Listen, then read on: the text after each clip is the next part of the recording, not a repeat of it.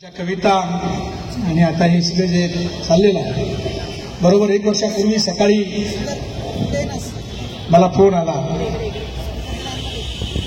आणि मला सांगितलं की नामदेव ढसाळ गेले. माणूस असा जात नाही. साधी माणसं मरतात, महाकवी मरत नाही. महाकवी अनंत काळ जिवंत राहणार आहे.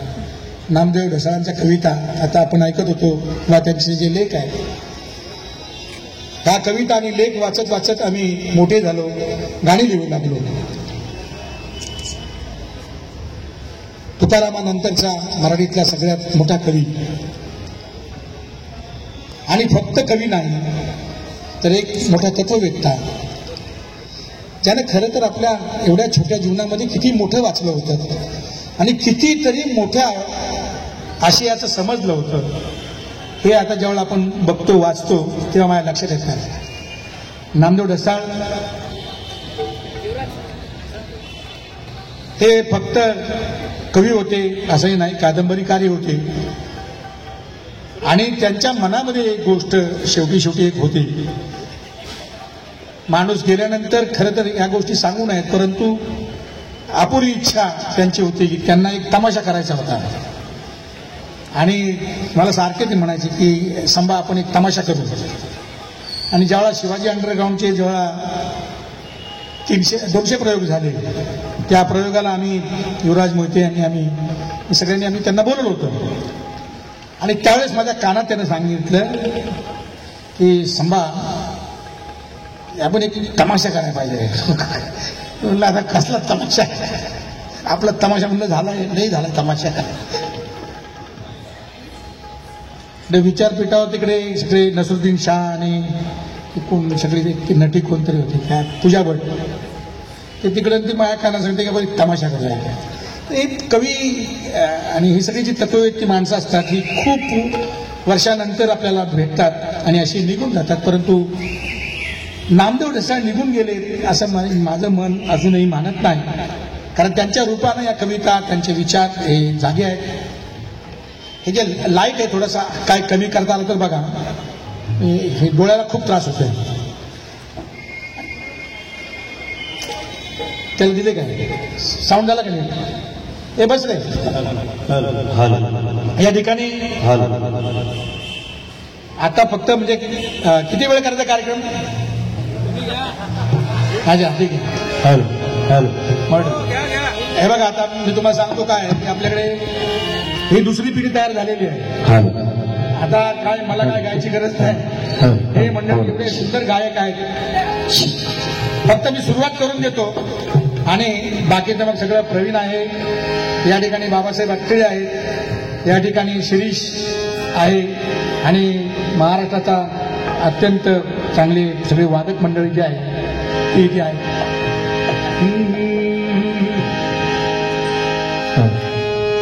नामदेव ढसाळ हे कवी होते, आणि कवी लेखक हे प्रस्तावित व्यवस्थेतले काय आहे. आता एक दलित साहित्यावरचं जे मंगेशनी वाचलं, तेच कदाचित माझ्या वाचनात येऊन हे गाणं लिहिलं गेलं असेल. नामदेव ढसाळांच्या कविता वाचून अनेक गाणी मला सुचली, काही लिहिली गेली, काही लिहिली नाही. मगाशी जे उंदीर पुराण जे गाणं आहे ते मी लवकर संपवावं असं मला वाटतं. ते गाणं निघून जावं, पण ते परिस्थिती काय बदलत नाही. नामदेव होता तेव्हाही आणि नंतरही ती परिस्थिती तीच राहिलेली आहे. कवी, लेखक, विचारवंत हे प्रस्थापित कोण आहेत या संदर्भामधली कविता गाणं आहे.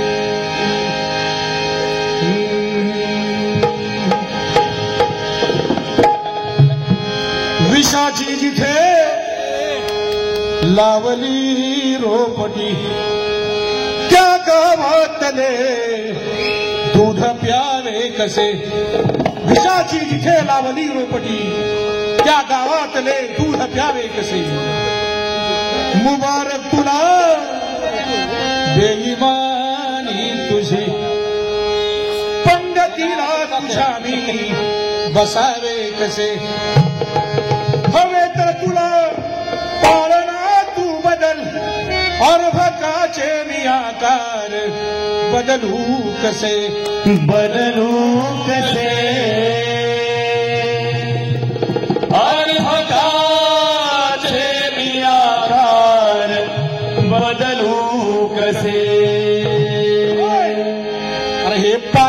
पालखीचे भोई, अरे हे पालखीचे भोई, अरे यांना आईची ओळख नाही, हे पालखीचे भोई यांना आईची ओळख नाही, हे पालखीचे भोई यांना आईची ओळख नाही, हे पालखीचे भोई.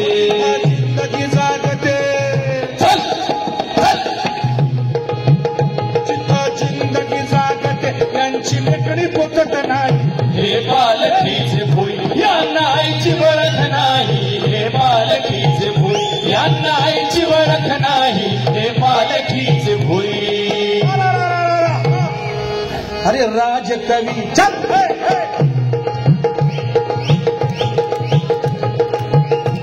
अरे राजकवी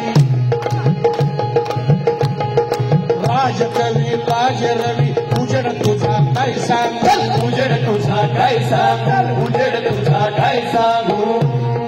राजपिंडे अरे राजपिंडे तुझे तांडे तोरा तुझा काय सांग, तोरा तुझा काय सांगू, तोरा तुझा काय सांगू.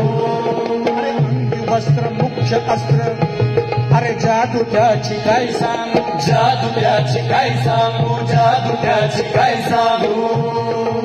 या देशातील लेखक कवी कलावंत विचारवंत यांचे कपडे या देशातील गोरगरीब माणसं आपल्या मज्जातंतूंनी विणतात. त्यांच्या एसी गाड्या ज्या रस्त्यावरून जातात त्या रस्त्यावर अंथरलेलं डांबर आमच्या रक्तामासाचं असतं. साहित्य संमेलनामध्ये वाचली जाणारी बाहेर वाचली जाते कविता आणि मंडपाच्या मागे भाकरी थांबत असलेल्या आमच्या आया त्यांच्याबद्दल एकही कविता नसते. कोण आहे ते कवी? आकाशातून पडतात काय?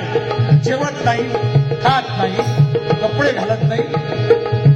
या सगळ्यांना मी उभं करतो. पण हे गाणं काय लिहिताय, हे कविता काय लिहिताय, त्यांची परंपरा काय? हे गाणं लिहिताय रानात सांग कानात आपुले नाते, मी भल्या पहाटे येते. पुढं काय मी बोलत नाही, सगळ्यांना माहिती आहे. हे मग अशी राहुलनी ते सगळं बोलून झालेलं आहे. कोण आहे ते? चल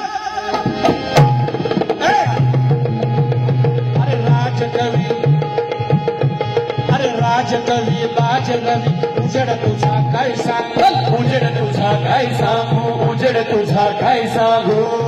अरे राजपिंडे तुझे काने तोरा तुझा काय सांग, तोरा तुझा काय सांगू, तोरा तुझा काय सांगू. लताबाई अय आशाबाई उषाबाई, अरे फार सुंदर आवाज आहे तुमचे. लताबाई तुमचा आवाज फार छान आहे. आशाबाईंचा पण आवाज छान आहे, उषाबाईंचा पण आवाज छान आहे. पण तिघी मिळून गाताय ते गाताय. मागे उभा मंगेश आणि पुढे पण उभा मंगेश. अरे आम्ही कुठे उभे? अय लताबाई राग याचा नाही की लताबाई आमचं गाणं म्हणत नाही.